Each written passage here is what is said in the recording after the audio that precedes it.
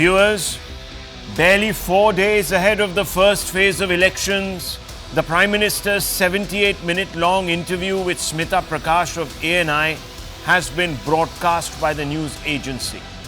You might have watched it. It kicked off at 5:30 and ended just about 10 minutes ago. The interview covers a wide range of topics, from the Ram Mandir inauguration to the BJP's prospects in the south, particularly in the state of Tamil Nadu. The Prime Minister believes that India's civilizational Sanatana Dharma is being undermined in a calculated fashion by parties steeped in appeasement political culture because they are held hostage by vote banks.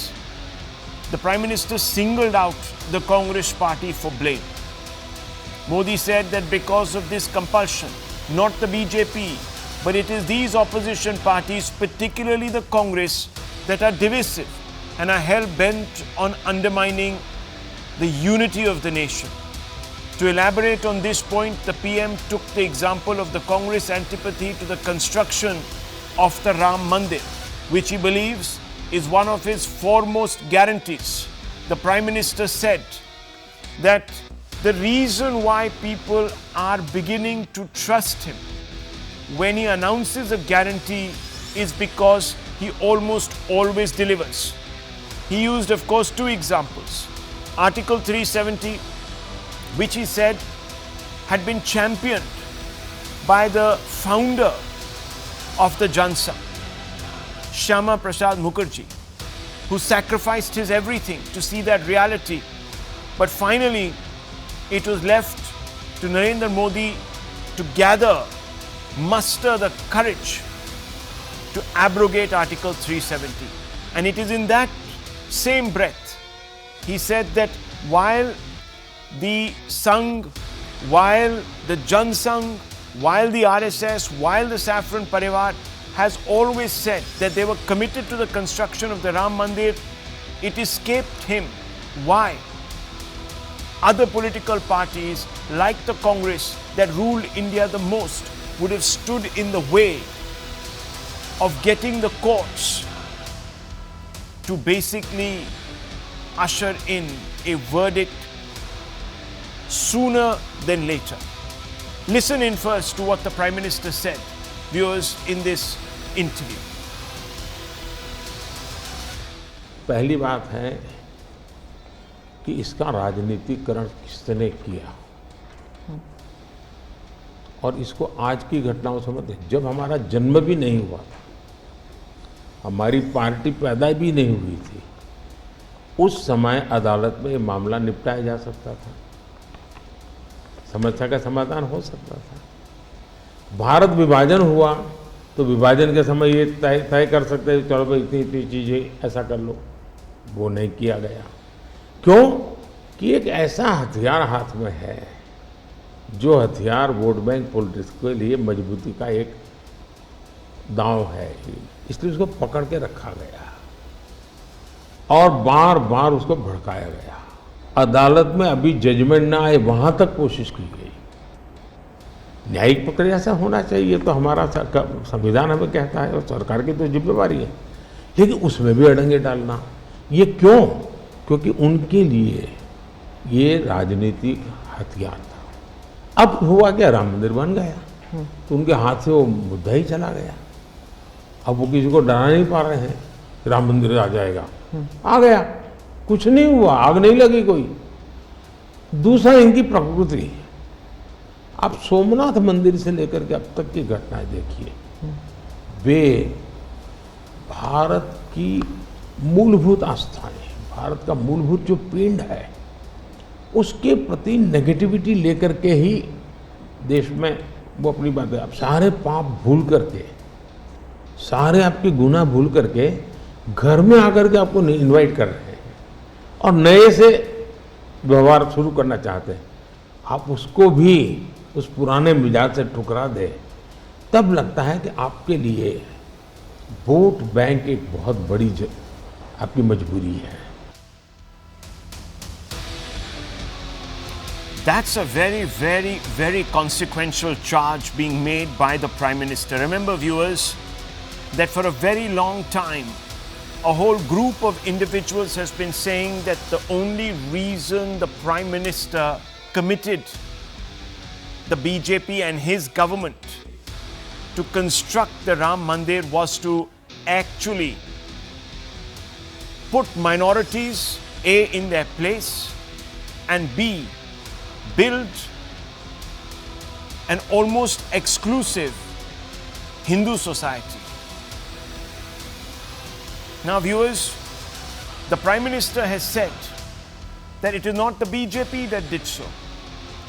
It is the opposition led by the Congress party that turned the aspirations of many devoted Hindus into an instrumentality of fear to sow the seeds of suspicion by opposing the Ram Mandir and building it as some sort of part and parcel of Hindu revivalism in this country. Very, very serious allegation there by the Prime Minister, which is going to, of course, lead to a huge controversy. Let's open this up first and put this test to claim. We have with us the national spokesperson of the Bharatiya Janata Party, Sanju Verma. We also have with us Pavan Verma, Dr. Ranganathan, Shekhar Iyer. And we have with us Pulla Rao, political analyst. We are hoping to also be joined in just a few moments by others, viewers. Let me first begin with you, Mr. Pavan Verma, and let me ask you this straight off the bat. Are you convinced by the Prime Minister's response that the BJP's focus on the Ram Mandir, his own assumption of becoming one of the main yajmans of the ceremony, had nothing to do with in any way using Ram Mandir as a political tool to consolidate Hindu votes? That he was only doing it because this was an important aspiration of Hindus, and then most importantly, it was a symbol of pride for many of them. Thank you, Rahul. I think the Prime Minister gave a very comprehensive overview not only of some of his previous actions, but also of his vision for the future. And I congratulate ANI and Smita Prakash for this very informative interview. I am proud of the fact that we finally have an abode for Ram Lalla, a befitting abode. It was, of course, a battle spearheaded by the BJP for long, but typically of the Maryada Purushottam nature of Sri Ram, it was done through a Supreme Court judgment, following it which a mandir was built, and I think that in many ways it is a matter very close to the heart not only of Hindus but of all Indians. Whether the Prime Minister should have acted as the judgeman or not, I leave to the wisdom of the Prime Minister.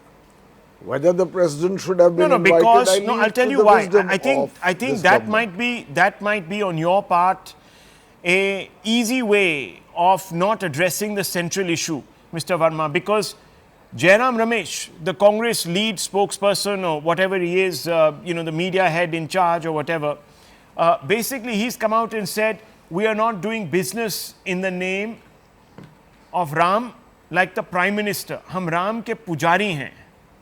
Now, by not accepting the invite to the Ram Mandir inauguration, etc., do you believe that the Congress is sort of, go ahead. I'll tell you, the opposition had egg on its face at the time of the Pran Pratishtha, because it was not as if the BJP or the Prime Minister unilaterally built the Ram Mandir. It was a consequence of a Supreme Court judgment, and therefore for political parties in the opposition or otherwise not to attend the Pran Pratishtha because they assume that it will be politicized is, I believe, a mistake in strategy and also misunderstanding the ethos of India. They made a blunder. They should have attended. They should have attended as some people who have as much ownership of Sri Ram's legacy as that of the BJP. Yes, the BJP is entitled to take more of the credit because it has consistently fought for the building of the Ram temple. But ultimately, as I have reiterated, it was a Supreme Court judgment. Okay. So why would the opposition parties not go? So therefore, I have no, I am not making a brief for the opposition. I am saying the construction of the Ram Mandir is something that the country needs to be proud of. Yes, I will add at the end, religion and politics often go together, and it was only to be expected that with the building of this temple, the BJP will greatly benefit, but that does not mean that the opposition could not be a part of what was actually That's a okay. national ceremony. But the opposition said that they were wanting to draw a line in the sand, that they don't believe, that they are sort of secular to the point where they don't believe that religion and politics should mix. And when the Prime Minister decided to, quote in their terms, turn this into a political event by becoming the chief yajman, and the Prime Minister responds to that. In fact, he says that, look, I was not acting as some sort of a political pontiff. I was only doing this because I didn't think it would have been right for me as a Prime Minister to be sitting in that ceremony. I wanted to just go as an ordinary Ram Bhakt, and I consulted many people. So towards that end, I want to ask you, because whether it is, so-called liberal commentators and other, tribe of the entire commentariat who sort of aligns itself very closely with the left and the Congress ecosystem, some of these people saw this as a huge assault on India's secular credentials. Are you convinced that it was not after hearing the Prime Minister? I do not believe that the construction of the Sri Ram Mandir was an assault on India's secularism, just like I have written in my book, The Great Hindu Civilization, and maintained that the invitation to President Rajendra Prasad for the renovated Somnath temple was in order. India's secularism has never drawn a watertight compartment between personal faith and politics, and therefore I do not believe that has damaged secularism. Yes, many other things have, but that's not the subject of the debate today. But that in itself has not, in my view, damaged. As I have said, finally, whether the Prime Minister should have been the judgman himself or not is a matter for in the wisdom of the Prime Minister. Okay, let me bring in Dr. Ranganathan also, because I don't want to bring Sanju Verma in at the very outset. Sanju Verma, and my apologies to you, because we've heard the Prime Minister and I'm sure that you will probably echo all that he has said. But let's get a sense really of what the others are saying, because it's very important. This is really the moot point of this interview.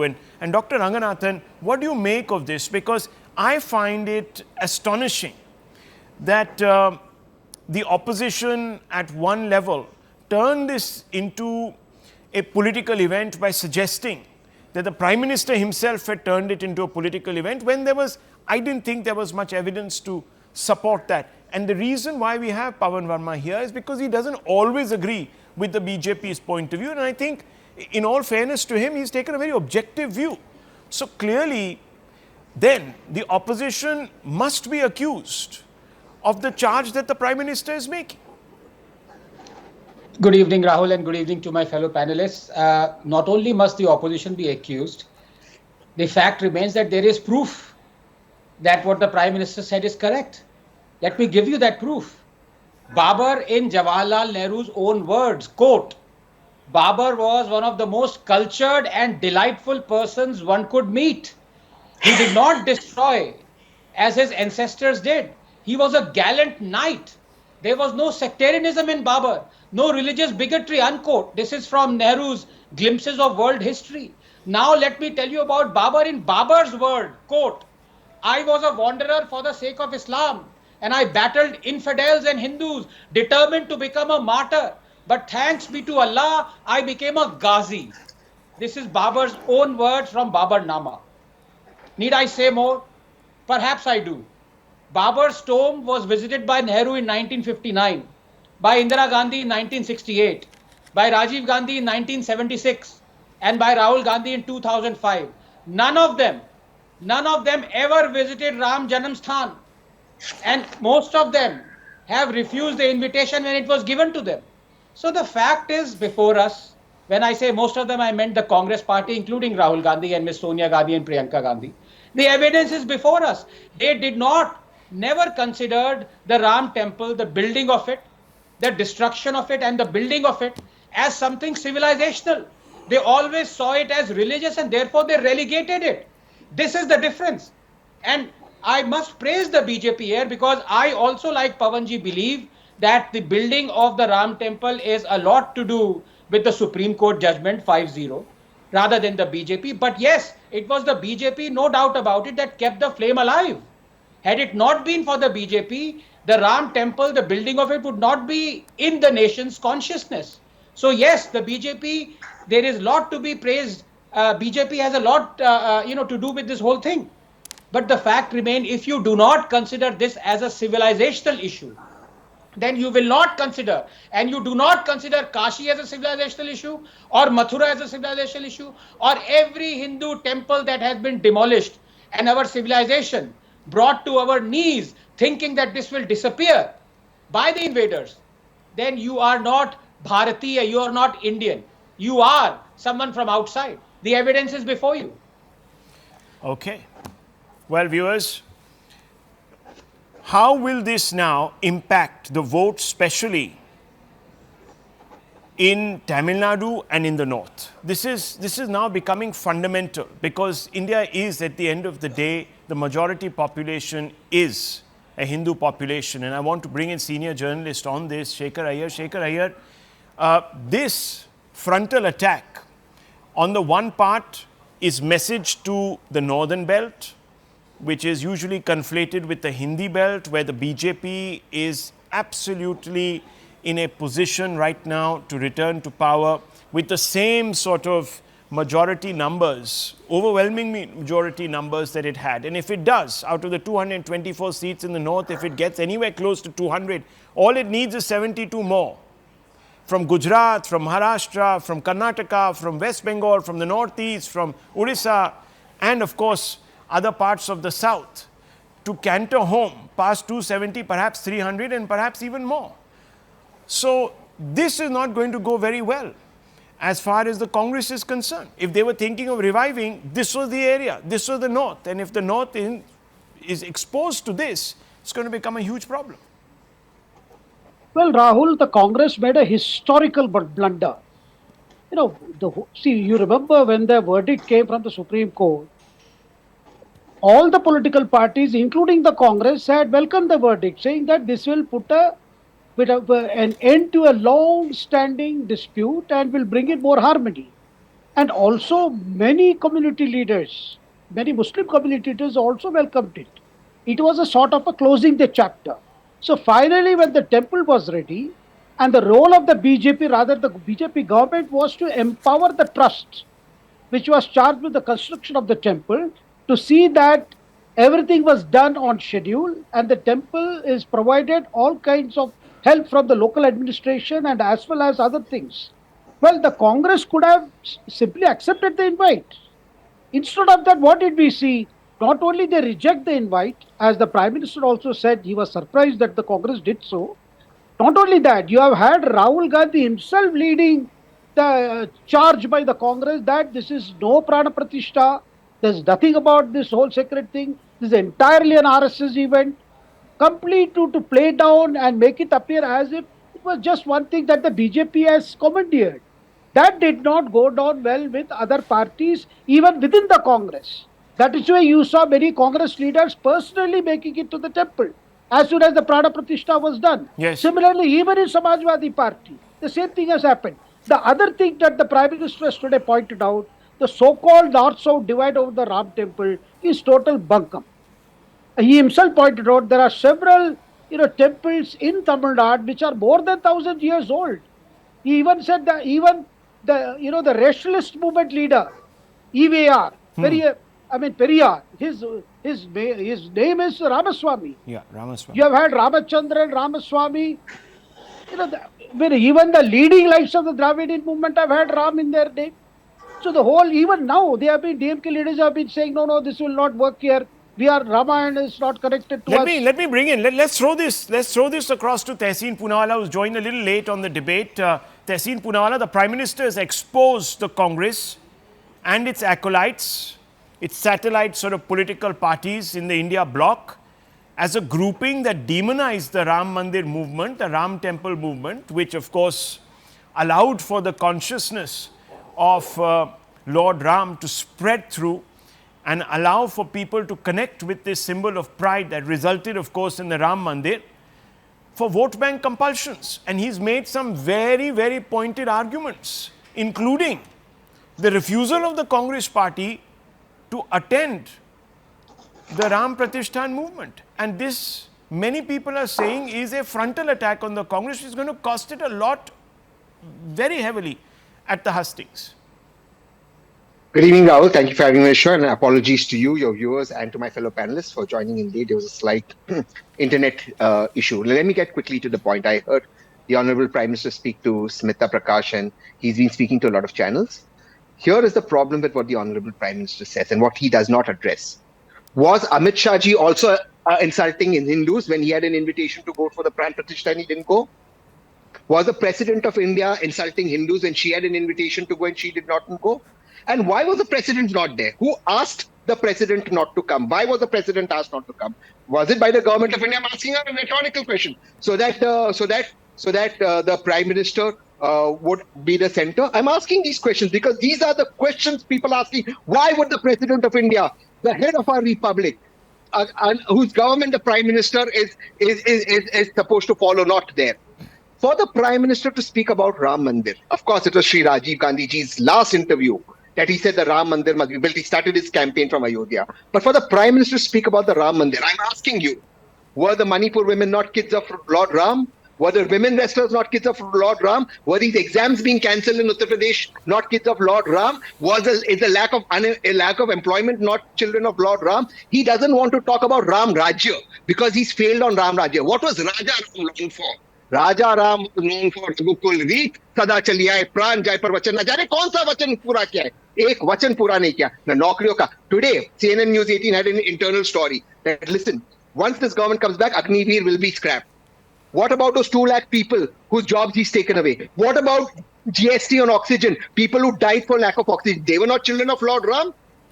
Did Lord Ram abandon everybody? This government abandoned people during COVID. Today there's a heart attack pandemic. Are the people dying of heart attacks not Lord Ram's children? You have fielded Kanhaiya Kumar from Delhi. And Kanhaiya Kumar, as I have tweeted today, his article, etc., accused the Aam Aadmi Party, your ally in Delhi, of depriving the people of oxygen and not being there during the second wave. So please make up your mind. You know, I will. either divorced, but you must allow me to answer that question Kanhaiya, since you have. Kanhaiya is a liar, and so is the Congress party that is fielded him. No, you must allow me to answer that question for your viewers to understand. Right. Yes, there was a failure in Delhi, which was majorly due to the union and state government, which is Aam Aadmi. But across the India, Tehseen's paid GST on oxygen by check.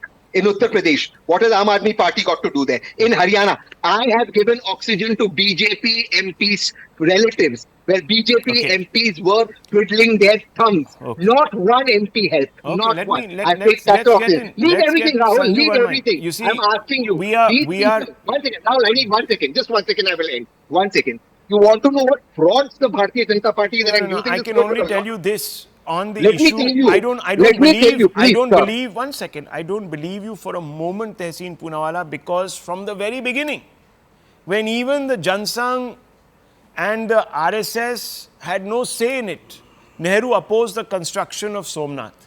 So let's not. So let's let me come to that later. But I want to let me bring in Sanju Verma. Actually, I just have one point. You've come in late and you've spoken a lot. My last point, and I will not make a further point. The Bharatiya Janata Party is the only party, and all your viewers know this, that took money from people who slaughter beef. Okay. 250 crores from beef slaughter. Let These guys me bring in are the rakshaks of our BJP. culture. Let me bring in the BJP national spokesperson to respond to you. Sanju Verma, you've heard him. Go ahead. Rahul, I do not wish to be heckled because I've heard a lot of garbled gibberish from Tehseen Poonawala, who spoke absolutely on everything but what you asked him pointedly about. You know, that is classic whataboutery, and Tehseen Poonawala is as delusional as they come.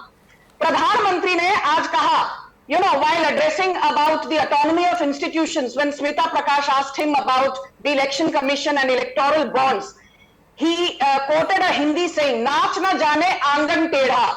Earlier, it was just the Prime Minister who used to appoint the election commissioner. Now you have the Prime Minister, one of his cabinet colleagues, and the leader of the opposition. In this case, it is Adhir Ranjan Chaudhary, because Mallikarjun Kharge refused to be a part of the committee. But be that as it may, first and foremost, do you remember, even you had tweeted about this, Rahul? The year was 1949. That time it was not called Uttar Pradesh. It was called United Province, the present day Uttar Pradesh. The chief minister of erstwhile United Provinces was a man called Govind Vallabh Pant. He was an acolyte of Jawaharlal Nehru. And the district magistrate then of Faizabad, which is now present day Ayodhya, the district magistrate was a man called K.K. Nair. And in 1949, there was a makeshift tent, and some Hindus had started worshipping the Ram Lalla idol which appeared there. Nobody knows how it appeared there, but they started worshipping the Ram Lalla idol. On instructions of Nehru, Govind Vallabh Pant asked the district magistrate of Faizabad, please ask these Hindus not to worship the Ram Lalla here, destroy this makeshift tent, you know, do whatever you want to do, but ensure that this ritual does not gather momentum. And when K.K. Nair, the then district magistrate of Faizabad, present day Ayodhya, refused to toe the line, Govind Vallabh Pant, on Nehru's instructions, sacked K.K. Nair. They threw out K.K. Nair. That was what Nehru's so-called secularism was all about. So let me be very clear. We don't even have to go to Mallikarjun Kharge, who prior to 2019 said, "Arey, yadi Narendra Modi वापस आ गए, तो सनातन धर्म की जय जयकार होगी." So we have to defeat Modi. Or for that matter, Shashi Tharoor, who said if Modi comes back again, we will see the Talibanization of Hinduism. This was Shashi Tharoor prior to 2019 results being declared. We don't have to go too far to know what Digvijay Singh said after the horrific 26/11 Mumbai terror attack. He said, "ये तो BJP, RSS, हिंदुत्ववादियों की साजिश है." And they had to cut a sorry figure because Tukaram Omble caught Ajmal Kasab alive. I shudder to think, if Tukaram Omble had not captured Ajmal Kasab alive, the point being, till date, an entire cabal would have blamed BJP, RSS, Narendra Modi, Amit Shah, Bhagwadhari, so the point is, for the horrifying 26/11 terror attack. But the moot point is this. You say BJP should not get credit. Fine, Supreme Court gave the judgment. But let's be very clear. It's not just the BJP which kept the torch alive or the flame alive. I always say, even for the judiciary to take up the challenge, there has to be a congenial ecosystem. Right. It was in 1989 during the Palampur resolution that the BJP said, Mandir wahi banayenge. And then L.K. Advani started the famous Ram Mandir, Rath Yatra all over the country. So you're saying that the Congress party... the Babri Masjid demolition happened. It was in 2020. Okay, so let me just come in here. Because I need to also take a short break. That L.K. Advani... Okay, so you're saying that the Congress party today stands exposed for the 4 or 5 reasons that you have mentioned. Viewers, the Prime Minister believes that whether it is the Ram Temple issue in the north or the ruling DMK alliance's antipathy towards Sanatana Dharma in the south, the Congress has failed to stand up for Hindu interests. Listen in. Hindustan में अन्य राज्यों में भाजपा की सरकार का model देखा। देश भर में जो तमिल बंधु रहते हैं उन्होंने अपने घरों में जाके बताया भी हम जिस राज्य में रहते हैं वहाँ तो ये हो रहा है।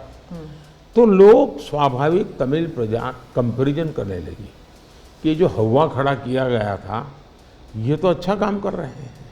अब जैसे मैंने तमिल काशी संगम किया, तो तमिलनाडु में डीएमके पार्टी वाले लोग ये तो पानीपुरी वाले कर करके मजाक उड़ाते थे। लेकिन जब तमिलनाडु के लोग काशी संगम कार्यक्रम में आए और काशी का रूप रंग देखा, हम लोग ये हमने तो जो सुना था ऐसा नहीं है, ये तो बहुत डेवलप दिखता है, बड़ी प्रगति हो रही है, आईटी का नेटवर्क दिखता है। तो सोचने का तरीका बदलने लगा और उसके कारण डीएमके के प्रति जबरदस्त गुस्सा पैदा हुआ है। वो गुस्सा पैदा डाइवर्ट हो रहा है बीजेपी की तरफ पॉजिटिव वे में। सवाल कांग्रेस को पूछना चाहिए कि तुम्हारी क्या मजबूरी है कि सनातन के खिलाफ इतना जहर उगलने वाले लोगों के साथ तुम क्यों बैठे हो भाई? क्या तुम्हारी राजनीति अधूरी रह जाएगी क्या? तो आपका संविधान बना, उस संविधान में सनातन का गौरव का हिस्सा था, और आज सनातन को इतनी भयंकर गालियां देने की हिम्मत हो और आप उनके साथ चुनाव की राजनीति करें, उनके साथ मंच साझा करें। मजबूरी कांग्रेस की, ये देश के लिए चिंता का विषय है। Viewers, the Prime Minister making it clear, north to south, the Congress determinedly, militantly almost, undermines the interests of the majority community. And I want to bring in once again Sanju Verma and Tehseen Poonawala on this point. We were before the break on that point, Tehseen, and of course you tried to sort of take it to COVID and other issues, but here the Prime Minister narrow focusing and saying, look, a DMK government goes out there, makes the vilest comments against Sanatana Dharma, and the Congress looks the other way. Clearly, you have a problem with the Hindu community, and he's drawing it straight back to your vote bank compulsions. Why should Hindus vote the Congress? And it's extremely unfortunate that the Prime Minister has to come down to why should Hindus vote the Congress. It's extremely unfortunate because the Prime Minister has achieved everything. I'm asking you, he's not asking. I am asking why should a Hindu voter... No, I am saying, how is he making it Hindu-Muslim when Sanatana Dharma is making it Hindu-Muslim? No, hang on, when DMK is making it up. If you allow me to answer, I'll answer. Right? I'll keep quiet. You can have your... Please, have it's your the DMK that's question. attacking the Hindus there, right, insulting their religion. The courts have stepped in and said that Udaynidhi Maran or whatever his name is, I've understood the question. is completely out of... Sorry, Udaynidhi Stalin is completely out of line. And you've got a problem with Modi. That's really bizarre. No, don't have a problem with Modi. The problem in this country is that the Honorable Prime Minister wants to make it Hindu-Muslim. Now, allow me. He says that why should, or you ask on behalf of, as a journalist, very correctly, why should Hindus vote the Congress? Okay. Why should Hindus vote the BJP? They took 250 crores from beef slaughterers. 250 crore rupees. Rahul, this is extremely unfair. I'll allow you to rebut him. He's making these statements. You can rebut him. Yes. Please allow me. Thank you. The BJP took 250 crore rupees from beef exporters and beef slaughterers. They will say who's Hindu, who's not. These BJP people. The BJP in Mahesh Sharma says we have no evidence of Ma Sita. They will say who's Hindu, who's not. The BJP under Dr. Jitendra Singh right now, recently in Parliament, when asked that Justice Chandrachud is asking you, what about the Ram Setu, says there is no evidence of it in Parliament. And they don't give an affidavit to the Chief Justice of India while the matter is sub judice. They will talk about Hinduism. ऐसा कोई सगा नहीं जिसको भाजपा ने थका नहीं दिया है. Why are they talking Hindu-Muslim? Okay, quick response. I'll end with this. They're talking Hindu-Muslim because I want to talk about Aaj, they want to talk about Taj. I want to talk about Insan, they want to talk about Hindu-Musliman. Okay, response. They will talk Gita, Quran, and I'll bring in Dr. Ranganathan right after. Yes, he's raising his hand. Yes, go ahead. Answer the 250. Why you took 250 crores? Rahul, may I please, can you ask Tehseen to shut up? 3 questions he's fired at you. I have a request on your show. 1 minute. 3 questions he's fired at you. Sanju Verma, respond. Rahul, talk to me with respect. I am not one thing is Sanju. Don't talk to me with language. Shut up and all. Okay, please. Let's not. Please, just be careful. Let's be very. Okay. Sanju Verma, and look, this is not fair. I'm going to lower everyone's faders if this goes on. Please. Thank you. Yeah, Sanju Verma, make your point. Rahul, I had a very poor audio. I was speaking ad nauseum, but I don't know when I got cut and I realized that, I was not even patched in. So I need to make a few points. Tehseen Poonawala sitting here and getting offended at me asking him to shut up. This is the same man who does not lose an opportunity to abuse the Prime Minister on every single debate debate with me. So please don't take the moral ground because you don't have any political morality left whatsoever. Okay. I'm not even talking about your credibility, which is zero. Thank you. I'm now simply saying this. Forget about the fact that Nehru asked Govind Vallabh Pant to sack the Faizan, the DM KK Nair. Forget about the fact that the earliest findings that indeed under the Babi Masjid there was a Ram temple dating back to 11th and 10th century, which is what KK Mohammed said in 1972, and Indira Gandhi, subsequently threw KK Mohammed's findings out of the window, just like she did B.B. Lal's findings. But we are talking of the more important thing. The more important thing is this. Just a few months back last year, Udayanidhi Stalin said, Sanatana Dharma is equal to dengue, COVID, malaria, rabies, blah, blah, blah. What did Priyanka Kharge, the son of Mallikarjun Kharge? Mallikarjun Kharge, by the way, is the Congress president, for those in your audience who may not know. What did Priyanka Kharge said? He said, Kya galat kaha? Kya galat kaha Udayanidhi Stalin ne, if he's compared Sanatana Dharma to dengue, rabies, COVID, what have you? He was not against Sanatana Dharma per se, you see. Okay. All he wanted to talk about was the caste hierarchy within Hinduism. And let me tell you, that neither Rahul Gandhi castigated Priyanka Kharge, nor Priyanka Vadra castigated Priyanka Kharge, nor Sonia Gandhi castigated Priyanka Vadra or castigated Priyanka Kharge. And today, what has Rahul Gandhi said? Look at his language. He says, इनको प्रधानमंत्री को शर्म नहीं आती है, मजाक बनाकर रखा है द्वारका के नीचे, समुंदर के नीचे, बिना पंडितों के ये आर्मी के साथ पहुंच गए और वहां ये कृष्ण भगवान का पूजन करने का ड्रामा कर रहे थे. This is the language of Rahul Gandhi, making a fun of Dwarkadhish, making a fun of Lord Krishna, making fun of the Prime Minister, making fun of the armed forces, making fun of Hindu rituals, making fun of Sanatana Dharma. So Tehsil Pulawala has no locus standi to come here and lecture me on political morality. Let's bring in Dr. Ranganathan. You've been raising your hand. Dr. Ranganathan, okay, for a moment, let's accept that the BJP thugs Hindus, but does that mean the Congress must too? Simple question. How would you respond to Tehsil Poonawalla?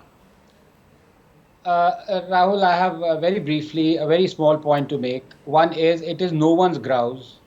The facts have been before us for the last 5 months that the DMK and the Congress are anti-Hindu. No one's grouse. I mean, you look at their statements, repeated statements, and each one worse than the last. Starting with Sanatana Dharma to be eradicated, Sanatana Dharma to be compared with diseases, Sanatana Dharma, Hinduism being told that it is a menace for the world. Each progressively, as each week goes by, they become more and more anti-Hindu. So that's no one's grouse. So Prime Minister is right in asking कि कांग्रेस की क्या मजबूरी है कि उनके साथ बैठे हुए हैं, उनके साथ डाइट शेयर कर रहे हैं. But I want to ask कि मोदी जी आपकी क्या मजबूरी थी कि मिस्टर सिंह जिन्होंने कॉइन किया था वर्ड सैफरन टेरर, वो बीजेपी में आपने मिनिस्टर बना दिया. आपकी क्या मजबूरी थी कि कृपा शंकर सिंह जिन्होंने कहा था कि 2611 आरएसएस की कॉन्स्पिरेसी है, उनको आपने फिर टिकट दिया और बीजेपी में इंडक्ट किया.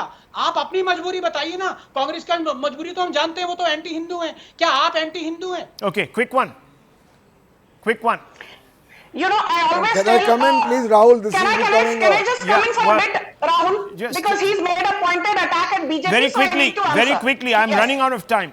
Unfortunately, huge number of breaks today. I don't know why, but go ahead. I just want to say that, please, can I please finish? I don't know who's rebutting here. Go ahead. It's me. Sanju Verma, make your point.